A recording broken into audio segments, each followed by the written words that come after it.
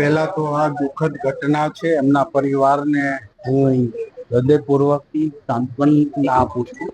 એક સામાજિક ચિંતન અને મનન કરવાનો સૌનો વિષય છે. 10મું ધોરણ ભણતા એટલે કે હજી તો એ સમજદારીમાં આવ્યા છે, ત્યારે પણ આવા ગ્રુપો બનાવી ચપ્પુ જેવા હુમલા કરીને મોતને ઘાટ ઉતારી દેવું, આ એક સમગ્ર સભ્ય સમાજ માટે એક રેડ સિગ્નલ.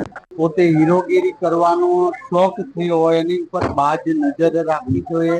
આ કેસની અંદર સંપૂર્ણપણે તપાસ માટે અમારા જિલ્લા શિક્ષણની ટીમ ત્યાં પહોંચવા આવી છે, અથવા તો પહોંચી ગઈ હશે. હું કેબિનેટમાંથી બહાર આવ્યો ત્યારે શાળા ઉપર દોડી દઈ કે વાલીઓ ઉપર દોડી દઈને તૂટી જવાની વાત નથી, પરંતુ હવે પછી આવા બનાવો ન થાય એ માટે સમગ્ર શિક્ષણ વિભાગની અંદર પણ અમે રાય લેશું.